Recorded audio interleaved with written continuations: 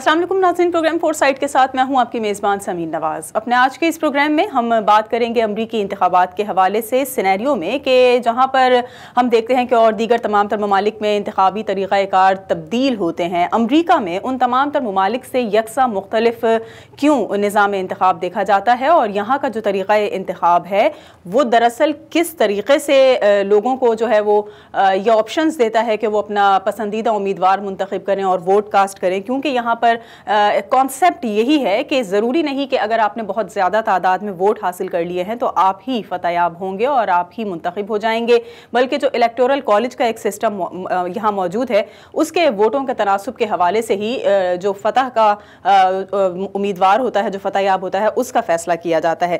تو یہ کیا سسٹم ہے الیکٹورل کالج کا، اس پر ہم کچھ بات چیت کریں گے۔ ساتھ ساتھ ہم بات کریں گے کیا روایتی سیاسی بیان بازی کی جا رہی ہے جو بائیڈن اور ٹرمپ کے درمیان، یا واقعی کچھ مختلف کرنا چاہتے ہیں جو بائیڈن ڈونلڈ ٹرمپ سے، اور وہ یہ سمجھتے ہیں کہ امریکہ کے لیے کچھ ایسی پالیسیز متعارف کروائی جائیں یا موجودہ پالیسیز میں کچھ ایسی تبدیلیاں کی جائیں جو امریکہ کے لیے خوشائند ثابت ہو سکیں، اور ڈونلڈ ٹرمپ اپنے دور صدارت میں وہ تمام تر کام نہیں کر سکے ہیں، لہٰذا اب جو بائیڈن منتخب ہو کر وہ تمام تر کام سر انجام دینے جا رہے ہیں۔ انہی تمام تر موضوعات پر کچھ بات کریں گے۔ آج ہمارے ساتھ موجود ہیں لاس اینجلس سے سینئر اینالسٹ نوید یوسف، ان سے گفتگو کریں گے اور کچھ سوالات کے جوابات جاننا چاہیں گے انتخابی ماحول کے حوالے سے، لیکن ایک بریک کے بعد۔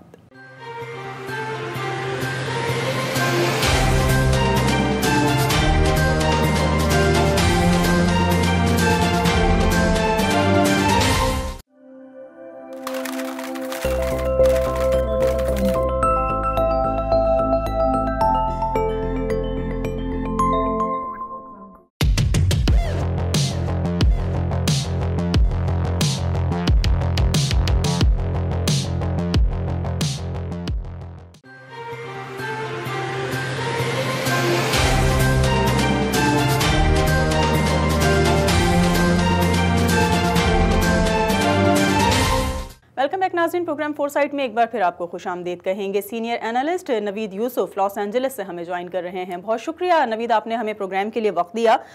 یہ مجھے تھوڑا سا بتائیے، بلکہ ہمارے دیکھنے والوں کو بھی تھوڑا سا گائیڈ کیجئے گا، کہ جس طرح ہم دیکھتے ہیں کہ تمام تر کنٹریز کے اپنے اپنے پروسیجرز ہوتے ہیں، اپنا اپنا طریقہ کار ہوتا ہے وہاں کا سربراہ منتخب کرنے کا، امریکہ کا کیا طریقہ کار ہے؟ یہاں کے انتخابات جب ہوتے ہیں تو کس طریقہ کار کے تحت اپنے صدر کو منتخب کیا جاتا ہے؟ الیکشن کا کیا طریقہ کار ہے؟ اور ایسا کیوں ہے کہ بہت زیادہ ووٹ حاصل کرنے کے باوجود بھی ضروری نہیں کہ زیادہ ووٹ لینے والا شخص ہی فتح یاب ہو، بلکہ الیکٹورل کالج سے جو فتح یاب ہوگا وہ جو ہے صدر بنتا ہے؟ تو یہ الیکٹورل کالج کیا چیز ہے، کس طرح کا سسٹم یہاں پر موجود ہے، اس کے بارے میں تھوڑا سا ہمیں بتا دیجیے۔ جی، جو بنیادی فرق ہے امریکی صدارتی انتخاب میں اور دوسرے ملکوں میں، وہ یہی ہے جیسے کہ آپ نے فرمایا کہ الیکٹرل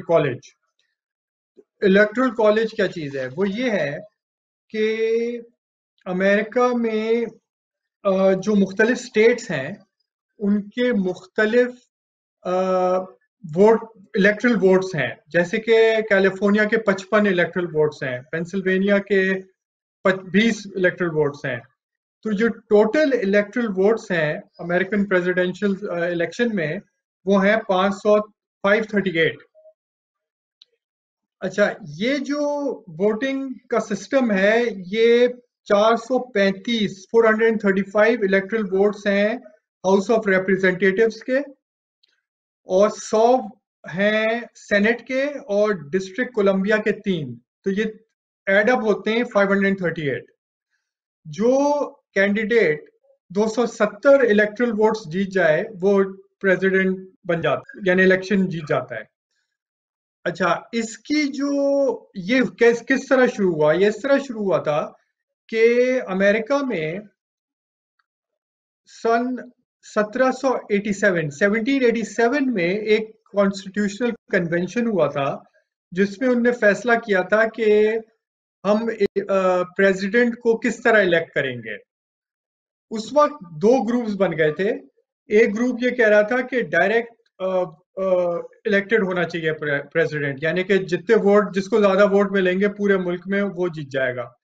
دوسرا گروپ یہ کہہ رہا تھا کہ کانگریس کو الیکٹ کرنا چاہیے۔ تو یہ ایک کمپرومائز قسم کا انہیں سلوشن نکالا، ایک طریقہ کار نکالا، جو کہ کہلاتا ہے الیکٹرل کالج، اور اس میں جو قانونی حیثیت کے مطابق جو الیکشن ہوتا ہے، وہ جو ووٹرز ہیں امریکہ کے پورے ملک میں، وہ الیکٹرز کو ووٹ کرتے ہیں. ہر اسٹیٹ کا الیکٹرز ہوتے ہیں، جیسے میں نے بولا، جو کہ اس کے ہاؤس آف کانگریس کے ممبرز کے برابر ہوتے ہیں. تو یہ بنیادی فرق ہے جو کہ دنیا میں اور کہیں نہیں ہوتا.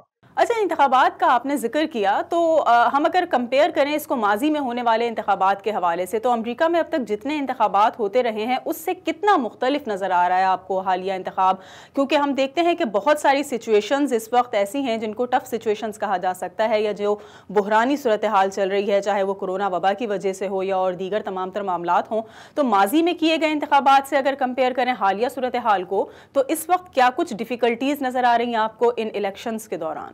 یعنی جو بنیادی فرق اس دفعہ ہے وہ یہ ہے کہ کرونا وائرس کی وجہ سے جو پوسٹل ووٹنگ ہے، یعنی لوگ جو پوسٹ کے ذریعے ووٹ ڈال رہے ہیں، اس کا تناسب بہت زیادہ ہے.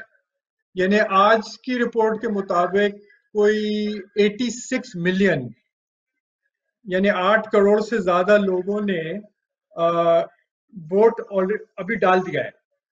تو یعنی جو الیکشن دن ہے، جو کہ 3 نومبر ہے، یعنی کہ ٹیوزڈے کو ہونے والا ہے، اس سے پہلے ہی کوئی 86 ملین لوگوں نے اپنا ووٹ ڈال چکے ہیں. تو یہ بنیادی فرق ہے، اور اس کی وجہ ہے کرونا وائرس.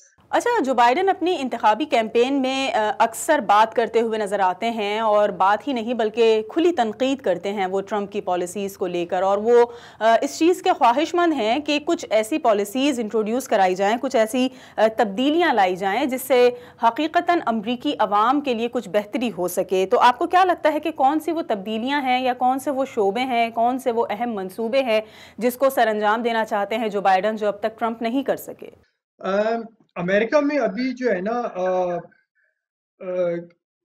سمجھیے 2 سے 3 مہینے پہلے پیو ریسرچ سینٹر نے ایک سروے کیا تھا، اور جو کہ انہوں نے اگست 2020 میں ریلیز کیا تھا، جس میں انہوں نے یہ پتا کیا کہ جو امریکن ووٹرز ہیں ان کے لیے کون سے ایشوز امپورٹنٹ ہیں.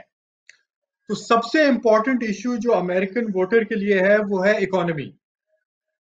اس کے بعد آتا ہے ہیلتھ کیئر، پھر آتا ہے سپریم کورٹ اپوائنٹمنٹس، پھر آتا ہے کرونا وائرس، پھر ہوتا ہے وائلنٹ کرائم، پھر ہوتا ہے فورن پالیسی، پھر ہے گن پالیسی، پھر ہے ریس اور ethnic inequality, immigration, economic inequality, climate change اور ابارشن. تو یہ 12 ایشوز ہیں جو کہ امریکن ووٹر کے لیے امپورٹنٹ ہیں. سب سے امپورٹنٹ، جیسے میں نے کہا، اکانومی، ہیلتھ کیئر اور سپریم کورٹ اپوائنٹمنٹس ہیں، پھر کورونا وائرس. تو بائیڈن صاحب کو جو ہے ان ایریاز پہ فوکس کرنا ہوگا. اچھا، امریکہ کے جتنے بھی الیکشنز ہوتے ہیں اس میں اکانومی سب سے اہم ہوتی ہے. اس کی وجہ یہ ہے کہ جو عام آدمی ہے، اس کی امپلائمنٹ اس کے ڈپینڈ کرتی ہے اکانومی کے اوپر. اور جب اکانومی ڈاؤن ہوتی ہے تو یہاں ان امپلائمنٹ بڑھتی ہے، اکانومی اچھی جا رہی ہوتی ہے تو امپلائمنٹ بڑھتی ہے، جو کہ سب سے امپورٹنٹ ایشو ہے. پھر آپ کو سب کو پتا ہے کہ ہیلتھ کیئر بہت ہی زیادہ امپورٹنٹ ایشو ہے یہاں، کیونکہ یہاں ہیلتھ کیئر جو ہے بہت مہنگی ہے یو ایس میں، بلکہ دنیا کی سب سے مہنگی ہیلتھ کیئر امریکہ میں، یو ایس میں. تو جو اوباما کیئر کو ٹرمپ چاہتا تھا کہ اوباما کیئر کو ختم کر کے کوئی نئی پالیسی لائی جائے، وہ اب تک کوئی صحیح پالیسی لا نہیں سکا ہے.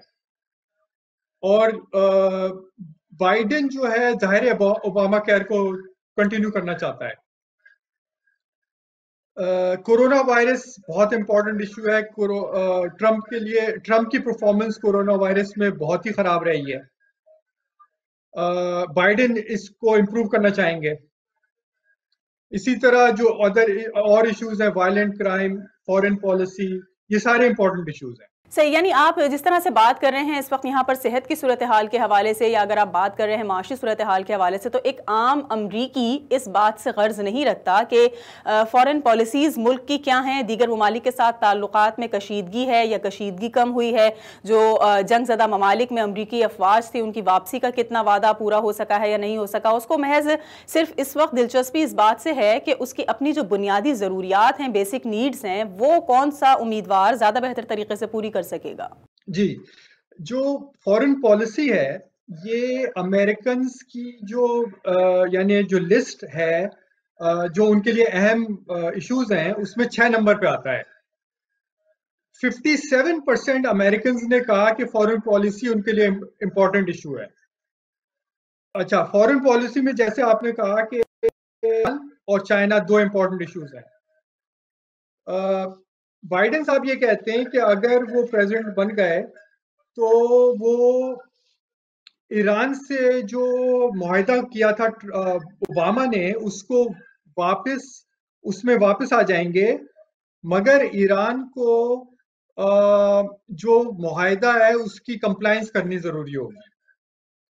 اچھا، چائنا سے ان کا جو سب سے بڑا مسئلہ ہے اس وقت امریکہ کا وہ ہے تجارت، ٹریڈ. ٹرمپ صاحب جو ہیں وہ انہوں نے ریسٹرکشنز لگائی ہیں چائنا سے تجارت میں، کیونکہ چائنا کا بہت بڑا سرپلس ہے امریکہ کے ساتھ. تو یہ ایشوز ہیں، مگر جو عام امریکی ہے اس کے لیے امپورٹنٹ ایشوز نہیں ہیں. امریکنز کے لیے سب سے امپورٹنٹ ایشو ہے معیشت، health care, supreme court appointment, corona virus, یہ سب ایشوز سب سے امپورٹنٹ. ٹھیک ہے، ایک بریک لیں گے نوید صاحب. بریک کے بعد واپس آئیں گے تو آپ سے کچھ مزید گفتگو بھی کریں گے اور ایسے سوالات ہیں جن کے جواب ہم جاننا چاہیں گے. آپ سے گفتگو کا دوبارہ آغاز کریں گے، لیکن ایک بریک کے بعد.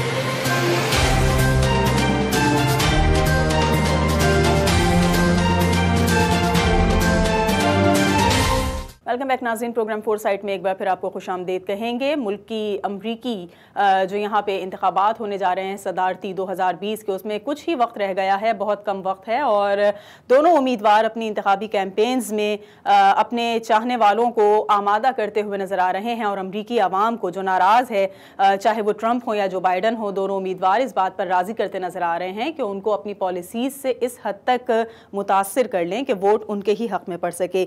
ہمارے ساتھ نوید یوسف صاحب موجود ہیں انتخابی صورتحال پر گفتگو کرنے کے لیے. سر مجھے بتائیے کہ جو بائیڈن کی اگر ہم بات کریں تو جب صدر براک اوباما کا دور تھا اور اس وقت نائب صدر کے طور پر موجود تھے، تو کافی کچھ ایسی معلومات ہیں جو بائیڈن کے پاس موجود ہیں، ان کے ایکسپیرینسز زیادہ ہیں. اور سابقہ امریکی صدر کے ساتھ جب وہ بات کر رہے تھے، جب کام کر رہے تھے، تو اس وقت ان کی خارجہ پالیسی بھی تھی جس کو ان کی خارجہ پالیسی کے حوالے سے کچھ ایسے پوائنٹس تھے جس کو خاصا سراہا گیا تھا. اور اس وقت کی بھی اگر ہم بات کریں تو حالیہ سچویشن میں بھی ان کے ساتھ ان کی ٹیم میں ایسے لوگ موجود ہیں جو یو ایس فارن پالیسی کے ایکسپرٹ سمجھے جاتے ہیں. اس کے باوجود کیوں کر ٹرمپ یہ سمجھتے ہیں کہ جو بائیڈن کے پاس امریکہ کی خارجہ پالیسی کے لیے کوئی خاص منصوبہ، کوئی خاص پلاننگ شامل نہیں ہے؟ اس کا کیا ریزن ہے؟ کیا واقعی ایسا ہے کہ جو بائیڈن کوئی فارن پالیسی پر ایسے خاص ریسرچ نہیں رکھتے؟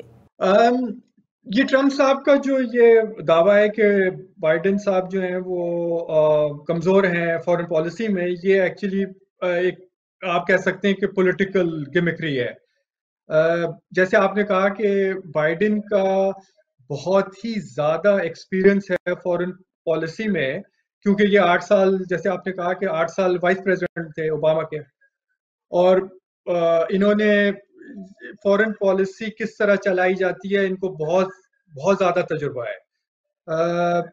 ٹرمپ نے جو ان کے خلاف بیانات دیے ہیں وہ یہ ہیں کہ جی ان کو ایران کو ہینڈل کرنا نہیں آتا، اور یہ جو اوباما نے ایران کے ساتھ ڈیل کی تھی اس میں وہ واپس چلے جائیں گے.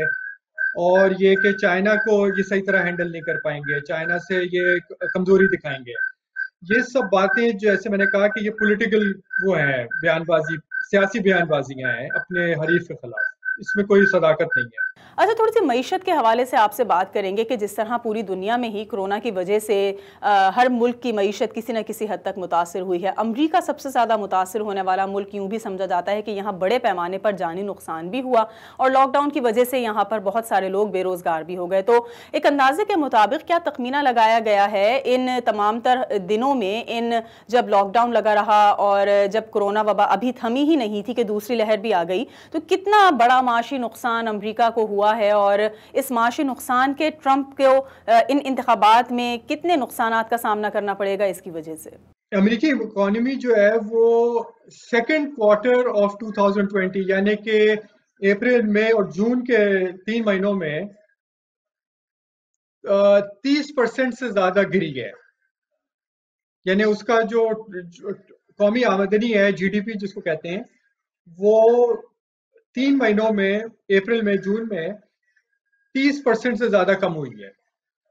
یہ امریکہ کی تاریخ کا سب سے زیادہ گراؤ ہے اکانومی کا، یعنی کہ اتنی کم کبھی اکانومی اتنی جلدی نہیں ہوئی ہے امریکہ کی تاریخ میں. تو اس کا جو اثر ہوا ہے کہ وہ لاکھوں کی تعداد میں لوگ جو ہیں بے روزگار ہو گئے ہیں امریکہ میں.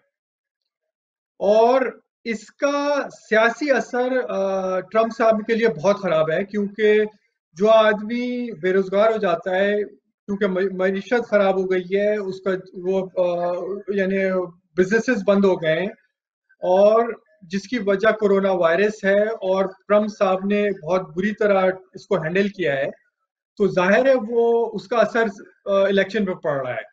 اور اس وقت آج کی رپورٹ کے مطابق پورے ملک میں بائیڈن صاحب کی 8 پوائنٹ کی لیڈ ہے اس وقت، یعنی آج کی رپورٹ کے مطابق.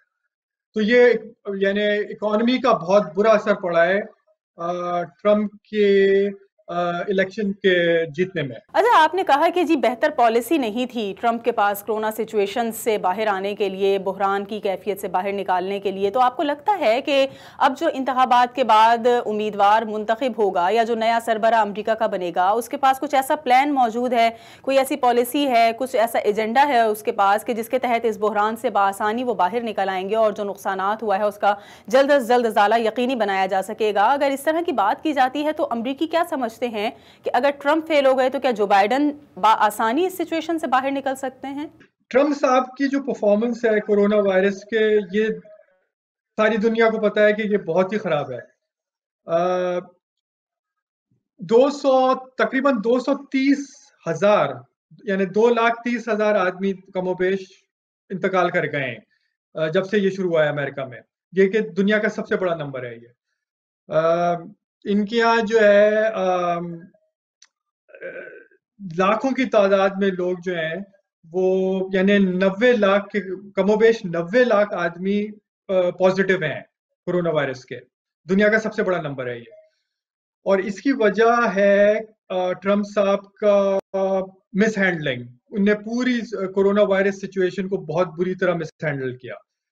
تو جو امریکن ووٹر ہے اس نے ٹرمپ صاحب کو تو دیکھ لیا ہے کہ ان کی کیا پرفارمنس رہی ہے، جو کہ بہت ہی خراب ہے. اب وہ امید کر رہے ہیں کہ بائیڈن صاحب جو ہے اس سے بہتر پرفارمنس دیں گے. اب یہ ہوگا کہ نہیں ہوگا یہ تو وقت بتائے گا، مگر لوگ یہ سوچ رہے ہیں کہ بائیڈن صاحب جو ہیں ٹرمپ سے زیادہ خراب پرفارمنس تو نہیں دے سکتے، کیونکہ ٹرمپ کی پرفارمنس بہت ہی خراب ہے. تو ظاہر ہے وہ بائیڈن کو ووٹ دیں گے. اچھا، مجھے تھوڑا سا ویکسین کے بارے میں بھی بتائیے موید صاحب، کہ جس طرح ہم بات کر رہے ہیں کہ ویکسین کے لیے کہا گیا تھا ٹرمپ کی جانب سے کہ انتخابات سے قبل ہی یہ مارکیٹ میں اویلیبل ہوگی اور لوگ اس کو استعمال کر سکیں گے، کرونا سے محفوظ رہ سکیں گے. اب اتنے کم وقت میں، اس مختصر وقت میں یقیناً یہ ممکن نظر نہیں آ رہا. تو کیا آپ کو لگتا ہے کہ ویکسین مارکیٹ میں نہ آنے سے بھی ٹرمپ کو نقصان کا سامنا کرنا پڑ رہا ہے، اور جو لوگوں کی سوچ ٹرمپ کے حوالے سے ہے اس بارے میں کہ جی انہوں نے کوئی خاص کام نہیں کیا کرونا کو روکنے کے لیے، اس بحرانی کیفیت سے باہر آنے کے لیے، تو کچھ سوچ تبدیل ہو سکتی ہے ویکسین کے نہ آنے سے بھی، یا ویکسین اگر آ جائے گی تو لوگوں کی سوچ تبدیل ہو جائے گی؟ کیا کہیں گے آپ ویکسین کے حوالے سے؟ ویکسین جو ہے، جو ایکسپرٹس ہیں، میڈیکل ایکسپرٹس، ڈاکٹرز وغیرہ، جو اس ویکسین کو لانے کے پروجیکٹ میں انوالوڈ ہیں، جو کہ ٹرمپ صاحب نے جن کو اپوائنٹ کیا ہے، وہ خود کہہ رہے ہیں کہ ویکسین جو ہے ابھی سمجھیں آپ کم از کم 6-7 مہینے تک نہیں آئے گی۔ ان کے جو ایکسپرٹ ہیں ٹرمپ صاحب کے، ان کا نام ہے فلوچی صاحب نے خود کہا ہے کہ ویکسین جو ہے آپ سمجھیے کہ جون جولائی سے پہلے نہیں آنے والی۔ تو ایک تو یہ، دوسرا یہ ہے کہ امریکہ میں جو ویکسین پبلکلی یعنی عوام الناس کو دینے کا جو طریقہ کار ہے کوئی بھی نئی ویکسین کے لیے، وہ بہت لمبا ہے، اس میں سالوں لگتے ہیں، 3-4-5 سال لگ جاتے ہیں۔ تو ٹرمپ صاحب نے جو یہ دعویٰ کیا تھا کہ ہم الیکشن سے پہلے ویکسین لے آئیں گے، وہ ایسے ہی تھا، یعنی اس کو الیکشن جیتنے کے لیے انہوں نے یہ بول دیا تھا۔ اس وقت بھی جب انہوں نے یہ بولا تھا، کوئی یقین نہیں کر رہا تھا کہ اتنی جلدی ویکسین آ جائے گی۔ بہت شکریہ نوید یوسف صاحب ہمارے ساتھ لاس اینجلس سے موجود تھے، اور ہم کچھ بات کر رہے تھے یو ایس الیکشنز 2020 کی، کہ اب تک جو صورتحال سب کے سامنے ہیں، جو کچھ دونوں امیدوار ایک دوسرے کے بارے میں بات کرتے ہوئے نظر آئے ہیں، اس سے کیا کچھ اخذ کیا جا رہا ہے، اور جو سرویز ہیں، جو رپورٹس جاری کی جا رہی ہیں، اس سے یقیناً زیادہ پسندیدگی جو بائیڈن کے حق میں نظر آتی ہے۔ لیکن وہی بات کہ امریکی نظام انتخابات میں طریقہ کار جو یہاں پر الیکشنز کا موجود ہے، اس میں ووٹوں کی زیادہ تعداد حاصل کرنے سے یہ بات ثابت نہیں ہوتی کہ وہی فتح یاب ہو سکیں گے۔ الیکٹورل کالج نے یہ ڈیسائیڈ کرنا ہے، اس کے ووٹوں سے یہ ثابت ہوگا کہ کون امیدوار جو ہے وہ اگلا صدر منتخب ہوگا امریکہ کا، اور کون حالیہ بحرانوں سے امریکہ کو نکال سکے گا۔ آج کے اس پروگرام کے لیے فی الحال اتنا ہی، اگلے ہفتے ایک اور پروگرام کے ساتھ آپ کے سامنے حاضر ہوں گے۔ پروگرام ٹیم کے ساتھ سمین نواز کو اجازت دیجیے، اللہ نے کے بعد۔